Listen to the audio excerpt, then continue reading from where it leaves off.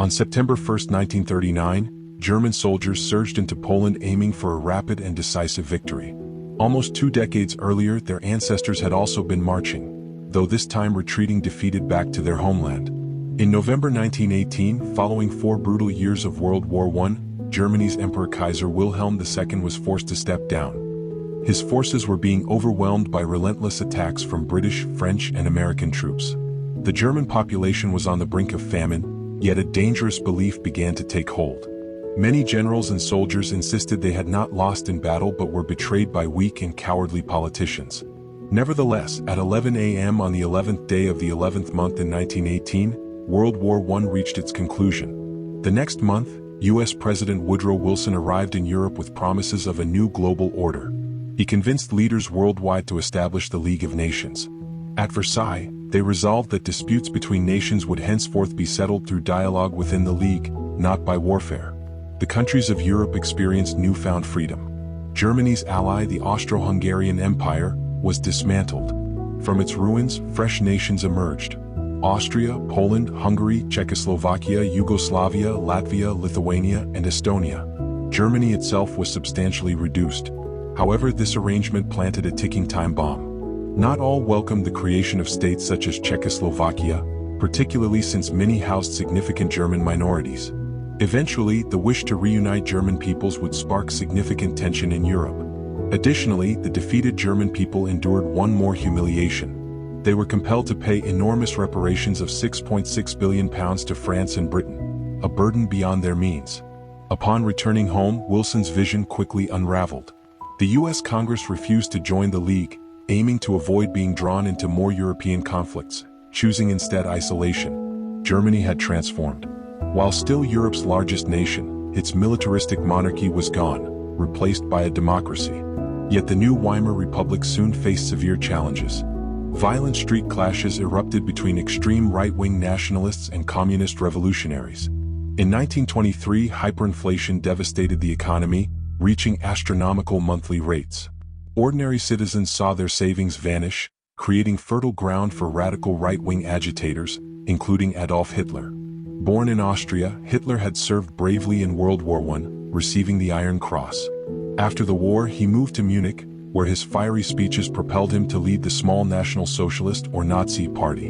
In October 1923, Hitler and his followers attempted an armed revolt against the Weimar government. The failed beer hall putsch landed him in prison for 9 months. There, he wrote Mein Kampf, My Struggle, blaming Jews for Germany's problems and demanding territorial expansion in the East. Once released, Hitler reorganized the Nazis into a disciplined political force. He vowed to gain power through democratic means. For the following 5 years, Weimar Germany enjoyed relative stability. Support for extremists faded. Then, in October 1929, the U.S. stock market crashed. Billions were lost and a global depression took hold. German unemployment soared past 6 million. Desperate citizens found hope only in radical politicians. By 1931, the Nazis had become a mass movement, bolstered by nearly 3 million SA stormtroopers wearing brown shirts. In 1932 elections, they emerged as the largest party in the Reichstag. Yet Hitler refused to join coalitions, leaving parliament deadlocked. To resolve this, President Hindenburg appointed Hitler Chancellor in January 1933. A month later, the Reichstag was set aflame. Blaming communists, Hitler demanded emergency powers. He quickly banned all other political parties. When Hindenburg died in August 1934, Hitler declared himself president and chancellor, Germany's absolute ruler, the Führer. Initially, little hinted at what was to come. For the next 3 years, Hitler focused on reviving Germany's economy. Millions were poured into public works, such as the 5,000-mile Autobahn, providing jobs to the unemployed. However, secretly he was also massively rearming. The Treaty of Versailles had limited Germany's army to 100,000 soldiers, banning an air force, tanks, and submarines. Hitler tripled the army's size. Then, in 1935, he revealed the Luftwaffe, a brand new air force boasting 2,500 planes, surpassing that of Britain or France. Unemployment sharply dropped, raising the Nazis' popularity immensely. Now strengthened, the Führer took his initial step to expand.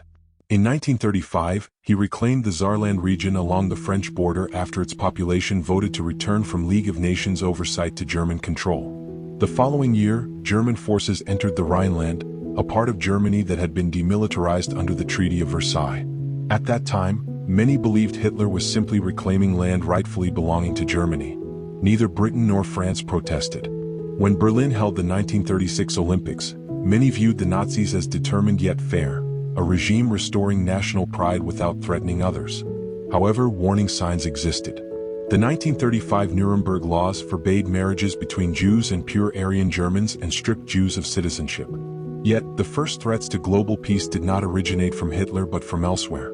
By the early 20th century, Japan was already a military power, having defeated Russia in 1905 and sided with the Allies in World War I. After the war, Japan was recognized as a global power and joined the League of Nations. But politically it was conflicted. Though nominally a democracy, feudal traditions remained strong. Most Japanese worshipped their emperor as a living god and true leader. Meanwhile, the country faced serious economic challenges. Its population was booming, yet it lacked natural resources to fuel rapidly growing industries. Its leaders sought solutions in Manchuria, China, a region rich in grain, coal, and minerals, making it an ideal target. Japanese forces were already stationed there. Other potential targets included the European colonies, British Burma, Malaya, and Hong Kong, French Indochina, and the Dutch East Indies. But at this stage, Japan needed to be cautious not to provoke the Pacific's other major power, the United States. Despite its anti-imperialist rhetoric, the U.S. controlled an unofficial Pacific empire including the Philippines, Guam, and several islands. It had the power to confront Japan but was distracted after World War I. The 1920s were America's Jazz Age, a decade focused on exploiting vast resources amid an economic boom. Wealth was made in industry and stock markets. America seemed absorbed in pleasure, making Japan's Pacific ambitions appear distant. The U.S. had reduced its army post-World War I and agreed to a naval limitation treaty with Britain, France, and Japan, effectively conceding Pacific naval superiority to Japan. Then the Great Depression struck. As economic devastation spread, a quarter of Americans lost jobs, with many homeless in shantytowns. Distractions shifted from pleasure to pain. Japan seized its moment. In 1931, without informing its elected government, Japanese troops in Manchuria captured Mukden and soon controlled the territory. They installed a puppet state, Manchukuo. Henry Puyi, China's last emperor, deposed in 1911, was pulled from retirement to lead. The League of Nations in Geneva faced its first major crisis. Japan was condemned worldwide. But Japan's blunt response was to withdraw from the League, revealing its impotence regarding Manchuria. Declared an international pariah, Japan was unconcerned. Its leaders eyed further conquest in China, an easy target amid Chinese chaos. Generalissimo Chiang Kai-shek's government battled Mao Zedong's communists in a civil war.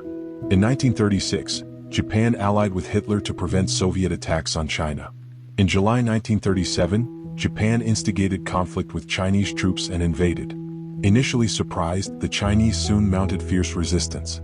The communists joined the Kuomintang in a united effort. Japan responded with coastal amphibious assaults and by year's end controlled much of northern China. The Japanese waged this war brutally, indiscriminately bombing cities. Westerners were evacuated from Shanghai, the commercial port, which endured a 3-month siege. Extensive damage was inflicted, Japanese troops showing no mercy to locals. Yet, after capturing Nanking, the Chinese capital, on December 17, 1937, Japanese forces indulged in horrific atrocities. An estimated 300,000 civilians were slaughtered during 6 weeks of mass rape and indiscriminate killing. Japanese planes attacked British and American warships sent to protect trade. On December 12, 1937, Japanese bombers sank the American gunboat Panay, killing 50 crew. Despite this, Western powers declined to intervene, leaving the League powerless. In the U.S., President Roosevelt sought a naval blockade against Japan, emphasizing global interconnectedness. But Britain resisted, fearing it might trigger war. Roosevelt could only offer $25 million in loans to Chiang Kai-shek for arms. Though communists fought alongside the Kuomintang, the Soviet Union limited its involvement to border clashes with Manchuria. China fought alone as Japanese forces seized Canton in 1938, pushing Chinese troops westward. The League's rhetoric and promises to stop aggression were meaningless. Meanwhile, Western powers faced threats nearer home. Though Benito Mussolini, Italy's fascist dictator, seems laughable today, in 1922 Italy teetered on anarchy. Strikes and land seizures caused turmoil, and democratic government appeared powerless. Veteran journalist Mussolini formed the fascist party to take control. During a nationwide strike in August 1922, Mussolini ordered a march on Rome. Fearing civil war, King Victor Emmanuel invited him to form a government. Mussolini quickly crushed opposition and assumed dictatorial power. By 1928, his position was firm. Parliament was appointed, not elected, with authority centralized in the fascist Grand Council. Like Hitler, Mussolini's early actions made him popular. He launched massive public works programs creating jobs and modernizing infrastructure. Corruption was reduced and the mafia largely eliminated. Italy's military, including a modern air force, was rebuilt. When Mussolini aimed to expand Italy's influence, he focused on Abyssinia, now Ethiopia, bordered by Italian colonies Eritrea and Italian Somalia. In December 1934, a clash at Wal Wal Oasis in the Ogaden region inside Abyssinian territory gave Mussolini a pretext. Reinforcements were sent, and Italy demanded reparations from Abyssinia. Emperor Haile Selassie appealed directly to the League of Nations, hoping it would uphold its peace ideals, but the League took no effective action. British Foreign Minister Anthony Eden tried to mediate peace, but Mussolini refused. In October 1935, Italy invaded Abyssinia from Eritrea and Italian Somalia. Abyssinian forces, primitive and poorly equipped, were no match for Italy's modern army with artillery, tanks, and air superiority. Italy's air force dominated, even using banned chemical weapons like mustard gas. By early 1936, Abyssinia was completely occupied, and Haile Selassie fled into exile in Britain. The League imposed economic sanctions, but these were weak and ineffective. Mussolini's aggression exposed the League as powerless and showed how Britain and France, exhausted by World War I and economic difficulties including the Great Depression, were unwilling or unable to confront fascist expansion. Both nations wrestled with high unemployment, strikes, and the heavy cost of maintaining their empires, and were traumatized by the war's horrendous losses. British leaders, notably Stanley Baldwin, aimed to keep Britain out of future wars, drastically reducing the army post-World War I and focusing on a small professional force for empire policing. The Great Depression halted any military modernization, leaving Britain economically and militarily weak before the coming conflict. France suffered even greater casualties in World War I but maintained a large conscript army. However, declining birth rates in the 1920s forecasted manpower shortages by the late 1930s. France adopted a defensive military strategy focused on the Maginot Line, a fortified barrier along the German border intended to prevent invasion but which made offensive action, including against Italy, unlikely. France also relied on Belgian fortifications for its northern defense. As a result, with Britain's lack of preparedness and the French defensive stance, neither country had the military or naval strength to challenge Mussolini's powerful Mediterranean fleet. Italy's conquest of Abyssinia thus underscored the weakness and reluctance of the Western democracies to confront fascist aggression in the lead-up to World War II. What if history had taken a different path? Would the world be safer today? How can we recognize the signs of emerging threats before it's too late? In facing current challenges, what role will each of us play to uphold peace and justice? Let these questions guide us toward a future shaped by vigilance and courage.